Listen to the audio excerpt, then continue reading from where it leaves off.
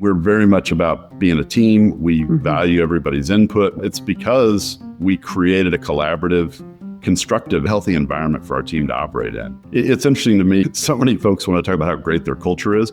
Most of the time when people talk about great cultures, it's probably pretty bad. I always tell people you can't spell the word culture without the word cult. That's well said. I love that. Yeah. I like to say personality. I like your version of environment. That's just better. Like, let's not be a cult, please. What if you could build a thriving culture without tipping into cultish? What if family office level planning wasn't just for the ultra wealthy, but for the builders and the business owners in your own community? Today's guest is Vaughan Scott. He's the founder of Axiom, an independent RIA that is bringing family office level services to Middle America. We're going to hear the lessons of his moves, how he never got the timing quite right, but still succeeded anyway, and how he's creating an environment for others. Vaughan and I share the belief that this industry is more than just a career or a job. It is a vocare. It's the Latin word for purpose, a calling, a summons to meaningful work. So with that in mind, if you're ready to build and serve with purpose, let's dive in. Vaughan Scott, welcome to the podcast. I'm so thrilled to have you here. Vaughan, you are managing partner of Axiom, an RIA. Tell us a little bit about your journey, because I know you started in the broker-dealer space first and moved to RIA later. Kind of what made you do that? What's your story? Thank you so much for having me, Shelby. So appreciate you and all that you do across the industry, and certainly am humbled to have the opportunity to be a guest on your podcast. So thank you so much. I actually followed in my mother's footsteps. So I started out at a small Southeast regional firm. I actually went on my first recognition trip, as they call them, when I was 16 years old. It was actually her recognition trip, but it was fascinating. It gave me a great intro into the industry. When I graduated from college, I looked pretty young, and so wisely, the person who hired her suggested I go get some real world experience before trying to enter the business. She had actually gotten out of the business in the late 80s. And I didn't get in until the late 90s, but her legacy lived on. And I had so many doors open for me when I joined. It was J.C. Bradford was the name of the firm at the time that she had joined originally. I was fortunate to have the opportunity to work with them. And then, like so many others, got sucked up into the vortex of consolidation in the industry, transitioned to what was then the largest financial institution in the world, because what could possibly go wrong there? That was right before the great financial crisis. Interesting time there. Transitioned to yet another, which had a stellar reputation at the time that the great financial crisis occurred. But as time went on, found that, quite honestly, they were more concerned about their brand identity and the harm we could potentially do to the brand. Meanwhile, they were doing far more harm to our brand in the regional community than we could ever do to their brand. And it really became clear to me that there had to be a better way. And thankfully, at least at this place, they were also open to hearing concerns and had gotten to know some of the senior leadership there. And they said, we've got a new program. We're going to launch a pilot program to allow teams of advisors. So out of about 1,700 different teams across the country, we were one of 12 that were selected to get out of jail free. And so that's how we got to independence. And it certainly has been an interesting journey. We've learned so much, but it's certainly glad to be where we sit today. And today you guys sit as a fully independent RIA. That's correct. What made you make that leap from that independent broker-dealer channel into the true RIA channel? It was a couple of facets. One, I found that because I've done a lot of work with family enterprises and have actually gotten to know a lot of folks in what is truly the family office space. It's a buzzword and in many ways a marketing tool that's used too often. And I found myself spending enormous amounts of time with the head of compliance marketing, trying to explain that actually I did have some expertise in the area, and no, there wasn't somebody else at the firm, who had, any more expertise. And that became frustrating. And then we had different situations at each of the institutions where there just are conflicts of interest that cannot ever be resolved. And there, don't need to go in the whys or wherefores, but I do believe that it's impossible for a very large institution, to resolve all of the conflicts of interest that exist. And we try to, avoid them at all costs. Yeah. And when did you guys go to RIA?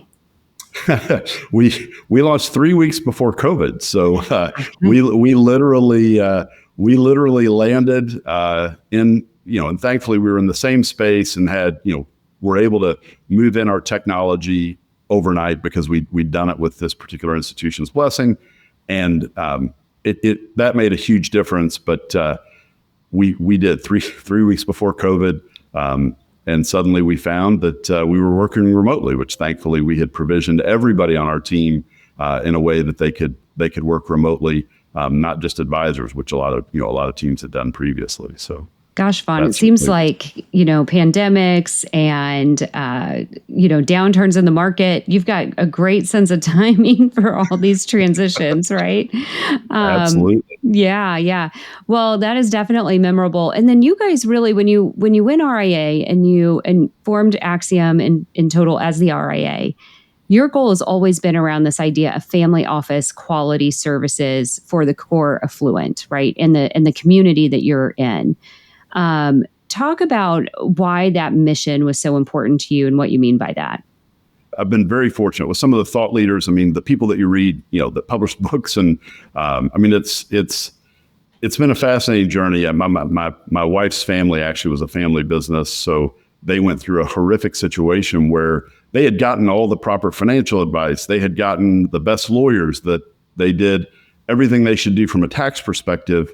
But unfortunately, the family wasn't really prepared for the other realities of that kind of a transition. And so it launched my interest, and there's got to be a better way. And so thankfully, I first got introduced to the Family Firm Institute back in the early 2000s, and then have had the opportunity to be part of several other groups. Actually, thankfully, for FFI, I'm on their 40th anniversary committee. So we're planning that. We'll be in Boston here very soon, and then we're planning for their 40th anniversary next year in New York. So it's really been a special place to be. But what I've found is there are so many things. Of course, when you're talking about the resources that families who can either develop their own family offices or who can work with what are legitimate, and there are very few what I would call truly legitimate family offices in the country. Not nearly as many as promote their services as such. But there are many things that we can do that you don't need substantial economic resources to do, but there are things that you can do in different ways, but also in ways that are very meaningful. And we can help create a very different experience for families, even for those who don't have family office level economic resources, but really have the needs to really think very differently about their family, about their business in the community, about the foundations that they may, be a part of or want to continue to support, or the ones that they want to, endow themselves.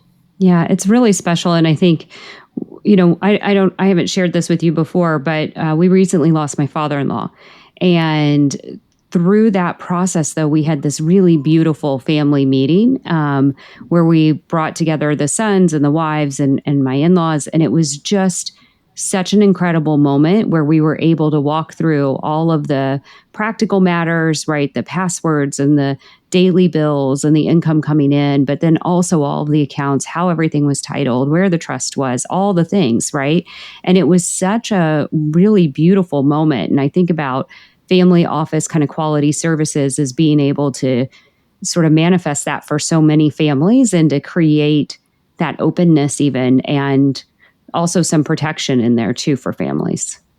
Absolutely. And it sounds like what you did a really great job of is what I would refer to as you dealt with the transactional aspects of that transition. And, we talk about, succession planning and all these other, again, buzzwords in the industry more for sales purposes. And at the end of the day, they're all about transitions. And in this case, having lost a loved one, and I'm so sorry that you have, it sounds like you had a really good blend of both the transactional, how do we deal with the basics, but also then the transformational. What does it mean for us to be a family in the future?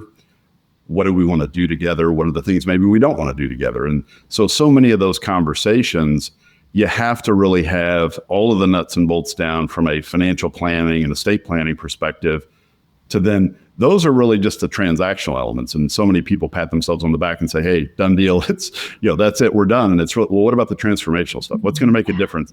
And let's face it, the next generation of clients for us, they don't care about the transactional stuff. They don't care about the money as much as they do the transformational elements.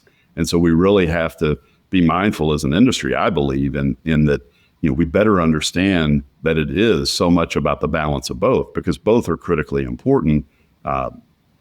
And this feels, when you say those words, it feels like this is like not theoretical for you, but it's, really about helping those neighbors, helping those families, the people that are building those real businesses and their real legacies. How have you structured your offering suite in order to solve for them? Yeah, it's thankfully, it takes a team. So, we continue to add people to our team and we, at present really have mostly folks that we have brought in and are mentoring. And so, as you well know, we've got sort of a 2-track approach that we're wanting to take. We want to work with those, and we're working very closely. Like we have a young man that I think well that hopefully is going to join us from another part of the Midwest. And our hope for him is, as he comes here, he works with us for 3 or 4 years, and then we help him open an office under whatever brand he wants to open it under. But obviously using the tools, that we have developed with him in large measure too, by that time. And then he'll have, a new opportunity back in his hometown. Simultaneously, we want to find people who are in other markets like ours. As I'm sitting here, that is really the background from our conference room. We sit, if I turn this around 180 degrees, that's the river pointing to Louisville, Kentucky. And so we sit in a small community, New Albany, Indiana. As I always say, the thriving metropolis of New Albany, Indiana, to those who, I have the opportunity to interact with from many major metros. But I find there are a lot of advisors like us. And so we'd love to find partners in other communities like ours who feel like they don't have the opportunities or they need some additional resources.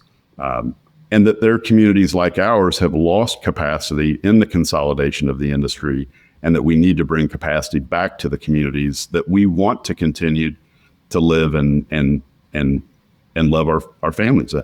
Yeah. And I think in so many of those small communities, right, I came out for a long time. I had about a decade at the Edward Jones Home Office. So a lot of those communities are served by an Edward Jones office, but those folks can't go quite far enough in terms of tax advice and planning, estate conversations, those kinds of things. How do you see what you're able to provide to clients in that area as different than what, maybe an Edward Jones advisor might be able to today? Yeah. And obviously, and they're doing a fine job. Yeah. Yeah. Great firm. They've done, I give a lot of credit to that firm in terms of really being the first to approach markets like ours. I think generally what I see that's different about the way we want to approach things, and don't get me wrong, there are others who are probably doing it just as well. I would believe strongly that we'd be hard pressed to find people who are doing it better, is that we really do take a more systematized approach to how we work with clients. So it feels very personal to them, but simultaneously behind the scenes, we're digitalizing our business in ways that many firms at some level can't yet. They'll get there eventually, but it's much harder when you have a larger firm. The systems, just can't turn on a dime.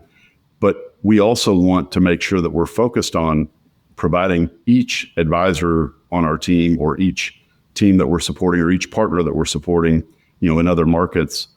We want to make sure that they have the tools that they need to be successful, and that we're optimizing the time that they're spending in front of clients and prospects, and simultaneously systematizing the way that we give really high quality advice.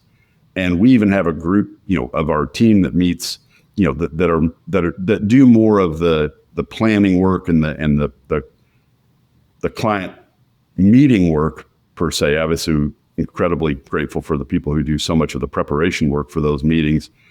But we really talk about, how do we make this better? How do we systematize this and ensure that we create, we don't want to compromise the experience for the client. We don't want them to feel like, it's we're we're in, constrained by our systems, and, we got to, we're somewhat robotic, which is the way a lot of people in the industry want to feel very natural, organic, but simultaneously really bring a better experience and candidly better quality advice because we're working collectively as a team and we have access to other experts and other professionals that we work closely with in our community. I love that. And I think that systematizing is really how we scale. And we know that with, succession and such looming on the horizon, that advisors in the future, given the low number that are entering the industry, are probably going to have to serve more clients than they used to. So that systematizing is something that will just continue to fuel an individual advisor's growth. Yeah. And ironically, I wrote during COVID, we started and we did research on an article for Venture Capital, the actual academic journal, and co-authored it with some folks that one was in Europe and one happened to be in the Middle East and Saudi Arabia. And we did it on the importance of digitalization, in terms of ensuring small businesses thrive. And it's fascinating to me today as we sit here. I mean, it's an enormous opportunity. I'm more excited than I probably have been in my entire time in the industry because the ability to digitalize is here. And at the same time, few people really understand it. I've also thankfully, because I was bored, in corporate America, I launched a couple cloud-based ventures, previously. So have a much better understanding and again, much better access to experts in those areas as well. And it just creates a unique environment. And again, we can't do it without the team that we have here. And continue to add incredibly talented people who are going to help us realize the vision. Oh, that's great. And you have such a learning mindset. You're constantly, I think, like pushing into some new topic and learning all the time. And I'm sure that filters down to everybody on your staff. Like that's probably a core thing that you all want in someone. Yeah. And we are, we're very much about being a team. We value everybody's input. We really want, one of the newest members of our team actually is introducing a software tool that we're likely to adopt, and it really it's because we created a collaborative, constructive environment. It's interesting to me because so many folks want to talk about how great their culture is. Most of the time when people talk about great cultures, they really don't have them. In fact, it's probably pretty bad. We're really focused on, do we have a healthy environment for our team to operate in? And our teams, as we, those are the things that we're going to think about and think differently about, rather than just trying to, be what different carbon copies or, different versions of what other firms are. Yeah, I appreciate that you also kind of like change it to say we want to provide that healthy environment. We want to have that collaborative environment. And I always tell people you can't spell the word culture without the word cult. And so I like to say that's well said. I love that. Yeah. I like to say personality. I like your version of environment. Yeah. I think that's just better. Like, let's not be a cult, please. Yeah, absolutely. Well, you touched just a moment ago on the Venture Capital magazine article and how that was really aimed at business owners.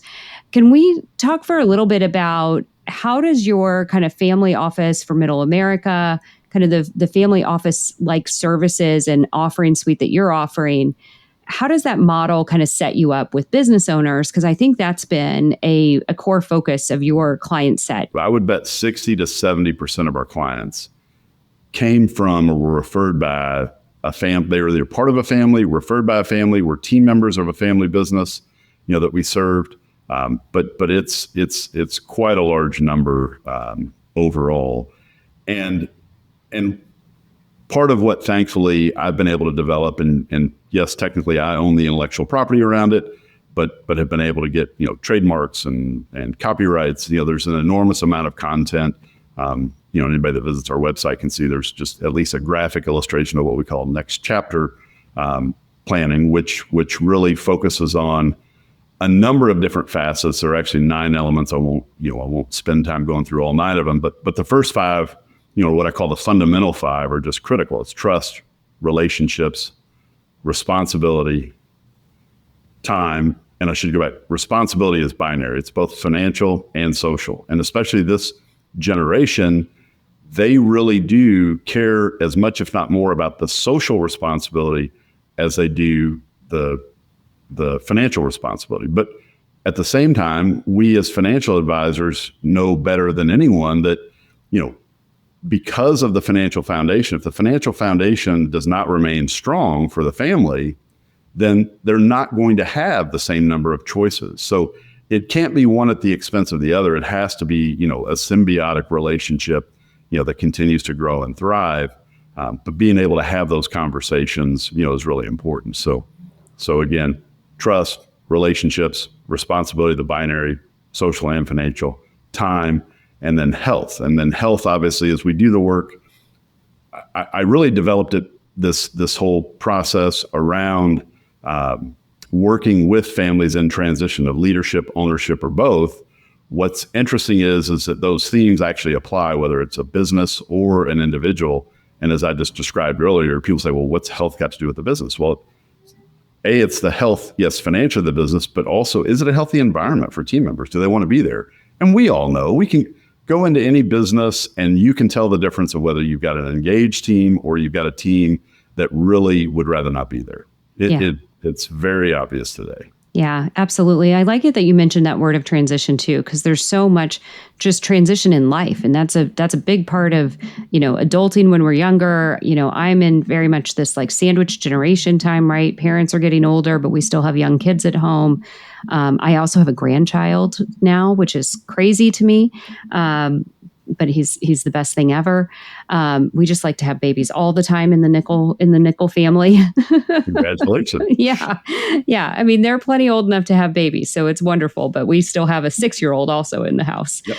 And what you're describing, though, Shelby, is it's emblematic of the world that we live in. And guess what? It's also going to be emblematic of the teams that we work within. Mm-hmm. I mean, it's really. You're talking about this transition. Was it your father-in-law that you lost?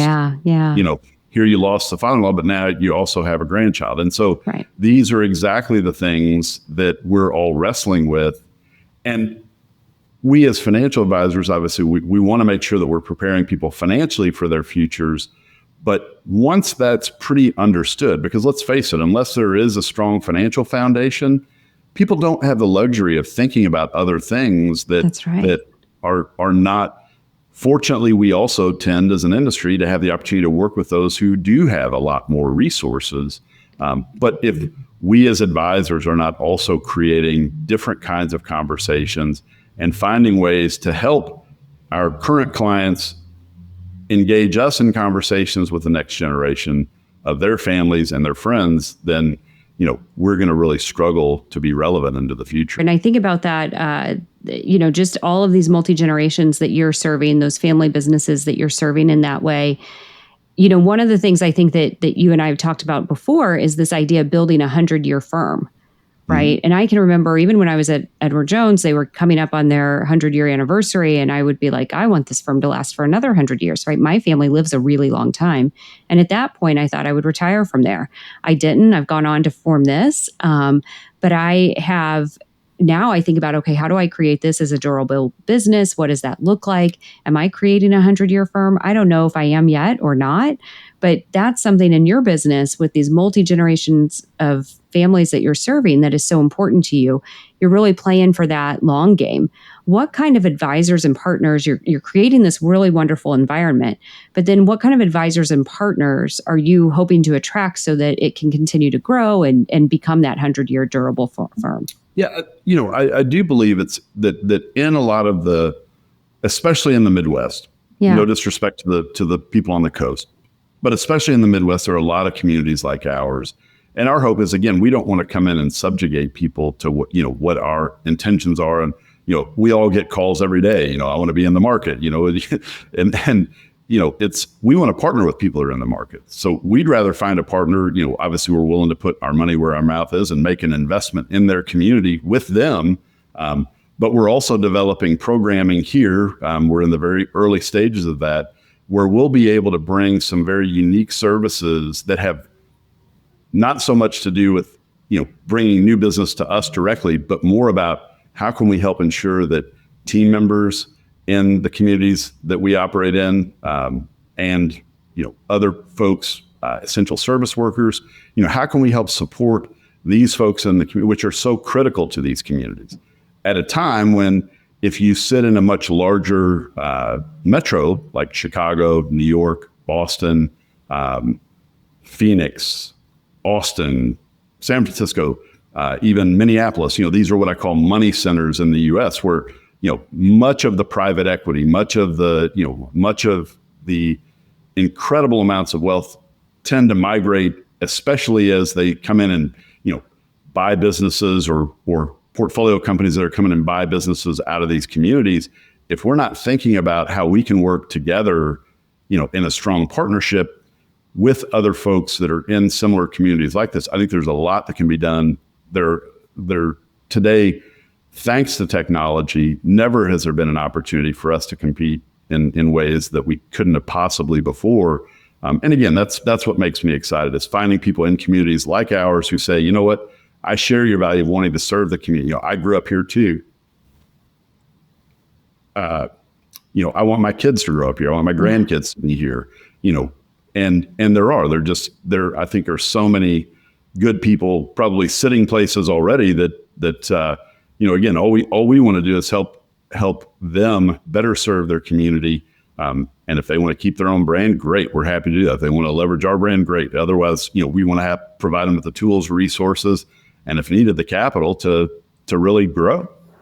That's wonderful. And I think it's interesting. I think back to the very beginning of the conversation, we talked about these communities strewn across and how there was sort of an absence of service, right? Outside of maybe a couple of firms like Edward Jones or some others, there's been this absence of service to so many of these communities. They've lost that access to capital.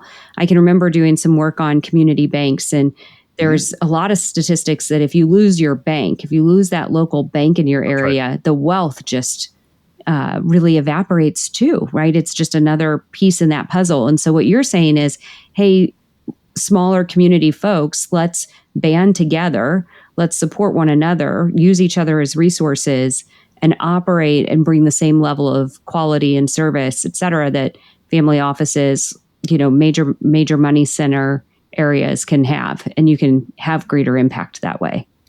Yeah, and we can. I know many of the speakers that they bring. We can bring them too. I mean, it's not. Right. It's not a barrier to entry where we sit, which is pretty unique in a lot of ways, and it is. I remember the two, because they're no longer here. J.C. Bradford, as I mentioned earlier, and then Hilliard Lyons was right across the river. And I mean, when I think about those two, especially in the greater Louisville area, I mean, there are so many good people that worked at each one or both of those firms who still stay in touch, who just, and what was interesting and what I understood about both of them is that unfortunately, while they were really great about service and they really got, client first, we need to really focus on the team otherwise and make sure that there was a lot of nepotism, that didn't always serve people well. And so, we certainly embrace the fact that we'd love for families to work, with us. At the same time, we want to make sure we've got excellent competence. So just because somebody happens to have been born, in the right family, that certainly, as we grow, obviously there'll be lots of different opportunities. But at the same time, it's critical to me that we have the competence and we have really talented people there to help support the growth as we grow in each community that we come to partner in. That's wonderful, and it's interesting you mentioned that sort of dichotomy or that challenge, really, because so many wealth practices are family businesses too. That's right. And so you're saying like what you're experiencing or what you did at those firms or what they experienced, and then what you want to build in the future is, maybe you do want it to be a family business, but you also want it to be a business for everybody who's there, not just the families. And, as you know, I've had the privilege, I've spoken around the world on different, around specifically the next chapter planning methodology, but also I've been part of and even led different graduate programs in U of L's College of Business here regionally. And I've been talking about for probably 10 years, this transition that's happening just globally, in that we're leaving the era of what I call the institution, where we rely on one institution to do so many things, and you think about the huge brands in our lives, Apple as a for instance, all the different ways that Microsoft, all the different ways that they reach into our lives. Same is true of these, of the firms in our industry. There's just been enormous consolidation. But what's happening now, and what I believe will continue to occur, is that there is a significant transition to the era of what I would call federations. How are we going to partner, align, strategically partner? Maybe it's an informal partnership or a collaboration, but because nobody's going to bring down the behemoths, they're going to be behemoths in different ways, but at the same time, they're going to be pieces and elements. And I firmly believe in the collective that there's a lot more opportunity. And as you know, we're fortunate, and it was just, I've been speaking about this for probably 5 years before I met Merchant, our permanent equity partner. And that's exactly what they built. They built an incredible ecosystem already. And that's really, probably some people who may view this, as you would know, would say, how can this guy in New Albany, Indiana say he's got money to bring, to help. Thankfully, we have a great permanent equity partner who really is living and a shining example of what the federation model can and should look like. And they're doing it at an incredible scale. Yeah, it's interesting, the federation model, because I think a lot of people, when they think about standing up their own RIA, I was just talking to somebody this week, and they were thinking about standing up their own RIA, but they also know that they are going to need next gen advisor training, right? Eventually, their kids might want to enter the business, and how are they going to train them up, right? And the firm that they're with offers that today. So they're like, oh, should I stay? But I really want to go RIA. How's this going to work? Well, that kind of federated model is how we solve for that. That's exactly right. And at a significant scale, Merchant's doing exactly that. So yeah, because they have, what is it now? It's 120-ish practices. We were a partner firm, I think number 17, if memory serves. My goodness, that was very early. Yeah, you jumped on the bandwagon early. What can we say? And so thrilled. Just incredible people, top to bottom, and we're privileged to be a part of their team and really value all that they bring to us. Well, I know that's how we got introduced originally, was through Merchant and meeting at I think even the Merchant event a couple of years ago at their partner meeting. So I didn't get to attend it this year, but I'm sure it was another wonderful gathering. It was. I wasn't able to attend either, but two members of our leadership team were able to go, and they really got a lot out of it. Yeah. As all. Yeah, I think there is such an interesting model in terms of Merchant being able to provide that capital, being able to provide just some top-notch talent at the very top that then is able to be filtered down to all of those practices that they're influencing and have in sort of their model. So Absolutely. Super interesting. Okay, so Vaughan, this has been a wonderful conversation. I really appreciate you being here and on the podcast. As you probably know, we always love to end with just a few little quick hit kind of questions for you. So let's do a quick lightning round. What is one thing that you wish you knew earlier as a founder? I will say I've founded in other businesses in other industries, which also gave me a lot of insights. I would say in this industry, I completely underestimated the heroic efforts it takes and the team that you have to assemble to truly run and operate an RIA, an independent RIA properly. I totally underestimated it. Interesting. What is like one of those team members that has just proven to be truly critical? Is it like your chief compliance officer? Is it? Well, always comply. You have to start with compliance. You just, and not in the ways that a lot of the other places that shall remain nameless like to beat us around the head and neck with it. But it's really, it protects everybody, protects clients, protects the reputation of the firm, but it needs to be, commonsensical. So that one is really, but it's really just it's not just one, it's the number of roles that have to be, somebody's got to do the compliance. Somebody also has to deal with the tech stack. Somebody else has got to deal with, it's just, the list goes on and on. And, oh, by the way, are you monitoring, proper, employment regulations in every community that you operate in? And then when you have somebody work remotely, but technically they spend more time in Colorado than they do in Kentucky, you better make sure that, the list goes on and on. So it truly takes a much bigger team than I ever anticipated. And I was naive to think you could outsource and it would all work out. And, after going through our first exam with an outsource CCO, I am now the CCO and I won't make that mistake again. It won't happen. I mean, it's very, very, there's so much more to it and so many more challenges than anybody really realizes. Yeah, I appreciate that comment. I think that's a really insightful comment. It's one that people really do struggle with, especially in those first few years and getting their legs under them. So I can appreciate that very much. All right, another kind of lightning round question is, what is one underrated tool or resource that helps you lead? Yeah, I will take Blinkist. Blinkist the app. Blinkist the app. So many leaders like, have you read this book? Have you read that book? Have you read this book? Have you read that book? And then everybody gets excited and they want to, okay, well, they told me I need to read this book, and then I got to read that book. Well, Blinkist, and again, thankfully, knowing, especially in the family office, family enterprise space, knowing many authors of books that have gained prominence globally, there's a recipe around how books are written. Well, Blinkist essentially, has cracked the code on, it's the old Cliff Notes for those of us who remember Cliff Notes. Sure.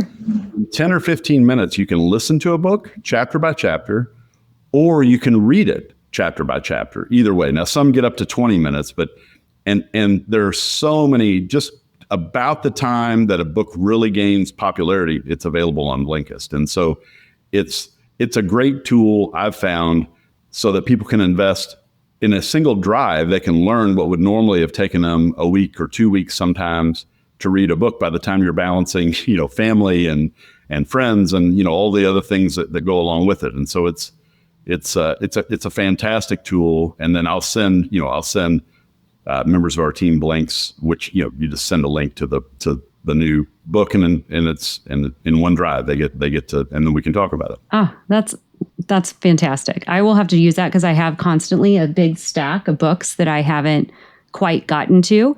And I am doing some audiobooks, but yeah, that's almost like a podcast and you get the whole book. That's fantastic. All right. What's one guiding principle as you build a 100-year firm? Great question, by the way. Love that question.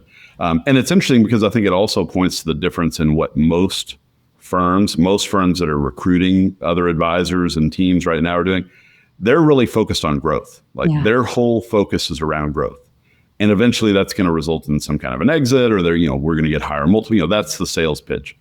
I'm a firm believer in that we have to focus on retention. Yeah. How do we retain our clients? And most importantly, especially now, how do we ensure that we build meaningful relationships with the next generation? And so if you're going to build a 100-year firm, you better be focused on retention, not growth. Yeah, super interesting. You will grow through that process as well. And much more of it will be organic. But I'm even more excited about probably 7-10 years from now, because when you play the long game, those are the things you look forward to. When the overwhelming majority of folks have advisors that were chosen for them that they didn't choose. And I like our odds when we get to that phase. Absolutely. Vaughan, thank you so much. You shared your story, the strategy, the heart behind kind of what you're building.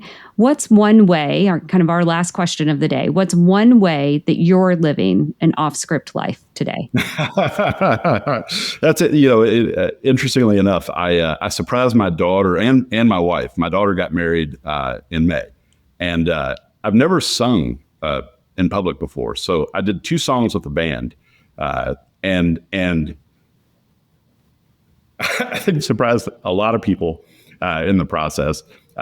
What's interesting is, and again, this is next generation. Like the older generations are like, wow, you sung 2 songs. The younger generation, they're like, dude, you stage dived off the stage at the end of the song. I mean, that was epic. I mean, they're just, that's what they couldn't believe. And so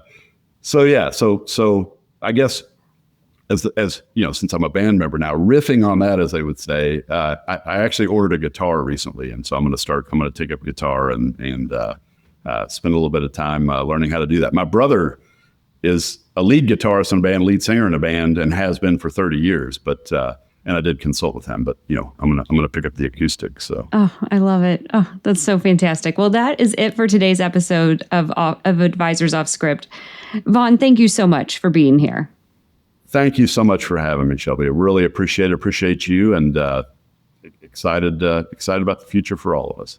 And so for our listeners, if this conversation sparked something in you, if you're leading a firm, advising a family, looking for a mission with meaning, subscribe to this, check out Axiom, share our podcast with a colleague, And stay tuned. This isn't just a podcast. We got some really nice playbook examples today from Vaughan. So Vaughan, thank you so much. And to the listeners, thank you again. Have a great day.